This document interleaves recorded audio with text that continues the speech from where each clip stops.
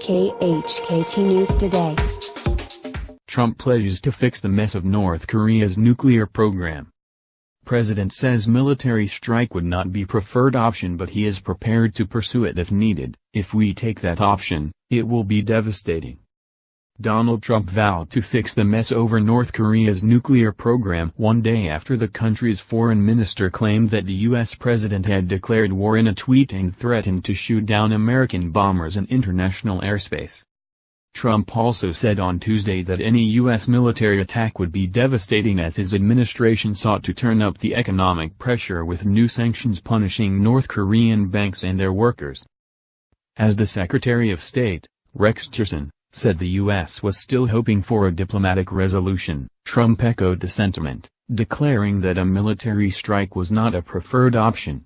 Still, Trump said the U.S. was totally prepared to pursue that route if necessary.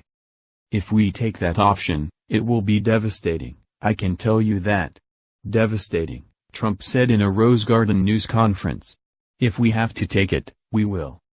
The president appeared eager to push back on the notion that it was he, not the North Korean leader, Kim Jong-un, who was responsible for upping the rhetoric between the countries to alarming levels.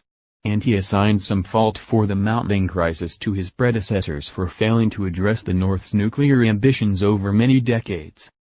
"It's left me a mess," Trump said, adding, "I'll fix the mess." The comments came after the president faced scrutiny for tweeting over the weekend that Kim won't be around much longer, prompting his administration to clarify that the U.S. was not seeking to overthrow the North Korean leader. Following Trump's earlier insults, Kim had said last week he was considering retaliating at the highest level and called the president a mentally deranged U.S. dotard who would pay dearly for threatening to destroy his regime. Trump emphasized that countries must act quickly to ensure the regime's complete denuclearization, referring to Kim's government. Though the U.S. has continued to argue publicly that North Korea should give up its nuclear program, U.S. officials and North Korea experts have said that halting or rolling back Pyongyang's program is the more realistic outcome. Trump spoke alongside the visiting Spanish Prime Minister minutes after his Treasury Department announced new sanctions targeting 8 North Korean banks and 26 bank workers living abroad.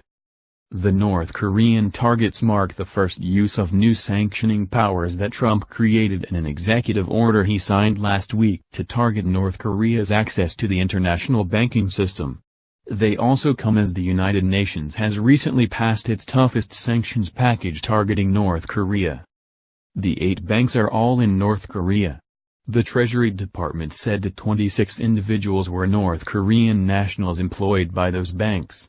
19 of them live in China, while 3 live in Russia and 2 each in Libya and the United Arab Emirates. This is a clear message to Chinese banks: we can find these individuals, so can you, said Anthony Ruggiero, a senior fellow at the Washington-based Foundation for Defense of Democracies, which advocates for tough sanctions on North Korea. Trump's executive order, signed last week as world leaders attended the UN General Assembly, also created a pathway for the U.S. to impose so-called secondary sanctions on banks in third countries that do even legitimate business with North Korea. Those sanctions would essentially force those banks, mostly in China, to stop doing any business with North Korea or lose all access to the U.S. financial system. So far, the administration hasn't explicitly used that secondary sanctions authority. But by publicly naming the North Korean banks and their workers, the U.S. sent a signal that those banks are now considered off-limits. 1A. U.S. official said anyone, including banks, that does business with the North Korean banks or workers now runs the risk of being hit themselves by sanctions.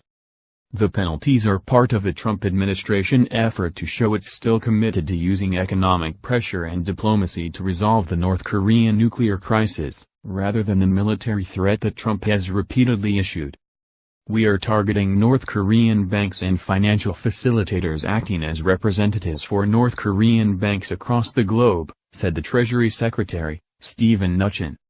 The U.S. also used an additional designation to emphasize that 2 banks in North Korea were actually part of Kim's government, the Foreign Trade Bank of the Democratic People's Republic of Korea and the Central Bank of Democratic People's Republic of Korea. Both banks had been previously targeted under earlier sanctions authorities.